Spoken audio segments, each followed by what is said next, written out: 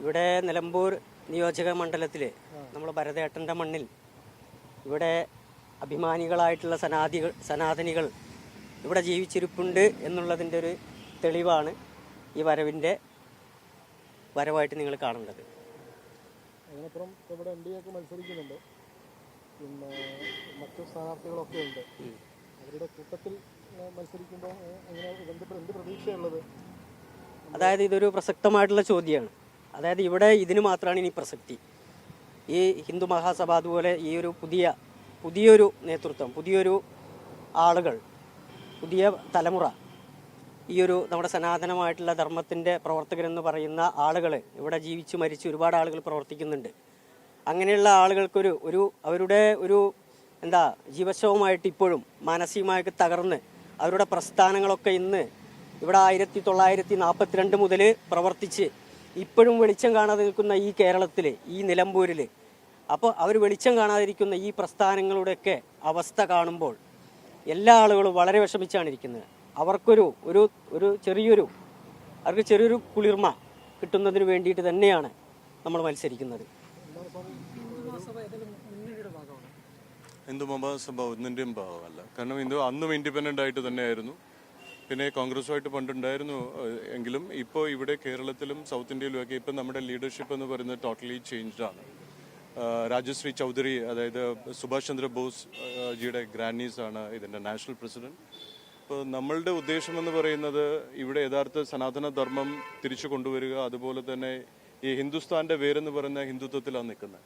ആ ഹിന്ദുത്വം എന്ന് പറയുന്നത് തകർന്നുകൊണ്ടിരിക്കുക. കാരണം BJP അതിനെ അവരുടെ വോട്ട് ബാങ്കായിട്ട് അവരുപയോഗിച്ച് അതൊരു ബിസിനസ് ജനതാ പാർട്ടിയാക്കി മാറ്റി യഥാർത്ഥ സനാതനികളെയും യഥാർത്ഥ ഭാരതീയരെയും വഞ്ചിച്ചുകൊണ്ടാണ് അവരിപ്പം ഇവിടെ കാണിച്ചുകൊണ്ടിരിക്കുന്നത്. പ്രത്യേകിച്ച് അവർക്ക് നിങ്ങളാരെങ്കിലും ആ BJPയുടെ അവരുടെ കൊടിയുടെ ചിഹ്നമായ താമരയുടെ ആത്മീയ അർത്ഥം എന്ന് ചോദിക്കൂ. ഇപ്പം തന്നെ രാജീവ് ചന്ദ്രശേഖരൊക്കെ ഇവിടെയുണ്ട്. ഇത് ഞാനൊരു വെല്ലുവിളിയായിട്ട് ചോദിക്കുക എന്ന് കരുതിയാൽ മതി.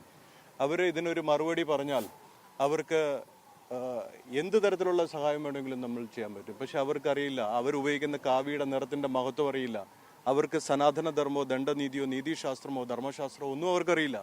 അവർ ഇവിടെ തന്നെ നമ്മൾ ഇങ്ങനെ ഒരു അറ്റംപ്റ്റ് നടത്താനുള്ള കാരണം എന്ന് വെച്ചാൽ നിലമ്പൂർ എന്ന് പറയുന്ന ഏറ്റവും വലിയ പീഡനങ്ങളും ദ്രോഹങ്ങളും വർഗീയ കലാപങ്ങളും ഏറ്റുവാങ്ങിയ ഒരു നാട്ടിൽ, ഭരതേട്ടൻ്റെ നാട്ടിൽ, അതുപോലെ തന്നെ ഈ ഒരു നാട്ടിൽ ഒരു ഹിന്ദുവിൻ്റെ മുഖം അല്ലെങ്കിൽ ഒരു സനാതനിയുടെ മുഖം മാത്രമായിരിക്കണം ഇവിടെ BJPയിൽ ഉണ്ടാവണം എന്ന് ഇവിടുത്തെ ആൾക്കാർ ആഗ്രഹിച്ചിരുന്നത്. എന്നാൽ ഇന്നലെ രാത്രി 12 മണി വരെ കോൺഗ്രസിലായിരുന്ന ഒരാൾ, അതും PJ ജോസഫിൻ്റെ കൂടെ ഇവിടുത്തെ SNDPയുടെയും ബാക്കിയുള്ള ഇതിൻ്റെയൊക്കെ കോളേജുകളിൽ ഒരു രീതിയിലും പ്രോപ്പർ സീറ്റ് കൊടുക്കാതെ എല്ലാം അവരുടെ കോളേജുകൾക്ക് മാത്രം കൊടുത്ത് ഒരു വർഗീയ രീതിയിൽ മുന്നോട്ട് കൊണ്ടുപോയ ഒരു പാർട്ടിയുടെ ഭാഗമായ ആളെ ഇവർ തൂക്കിയെടുത്ത് ഇവിടെ കൊണ്ടുവച്ചിരിക്കുക.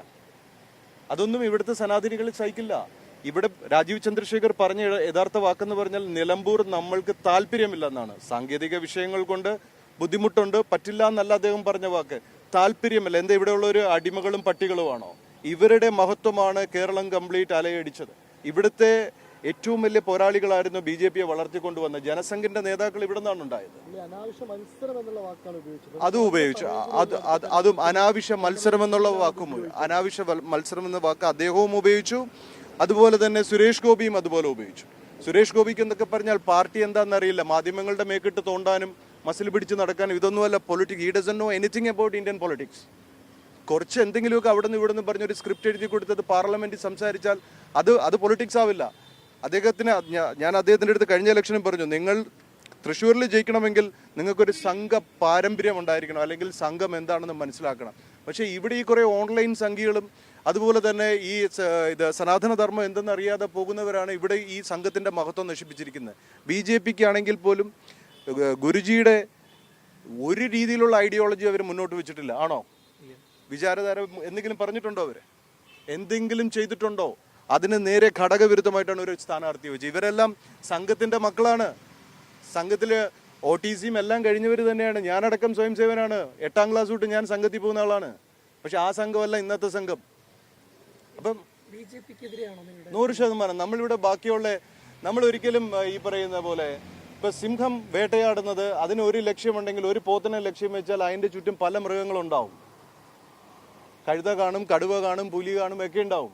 പക്ഷെ അവൻ ലക്ഷ്യം വെക്കുന്ന ഒന്നിനാണെങ്കിൽ അവനിൽ അത് മാത്രമേ ഉള്ളൂ. നമുക്കൊരൊറ്റ ലക്ഷ്യമേ ഉള്ളൂ, സനാതനധർമ്മത്തെ വിറ്റ് കാശാക്കി സനാതനധർമ്മം എന്തെന്നറിയാതെ ഹിന്ദുത്വത്തെ പറഞ്ഞുകൊണ്ട് നടക്കുന്ന ഇവരുടെ മുന്നിൽ ഈ ഇവിടെ കിട്ടുന്ന നമ്മുടെ ഹിന്ദു മഹാസഭയ്ക്ക് കിട്ടുന്ന ഓരോ വോട്ടും ഈ കപട BJP-ക്കാരുടെ മുഖത്ത് കിട്ടുന്ന ഓരോ അടിയായിട്ട് മാത്രമേ ഇതിനെ പറയാൻ പറ്റുള്ളൂ. വേറെ ഒന്നും നമുക്ക് ഇതിൽ പറയാനില്ല.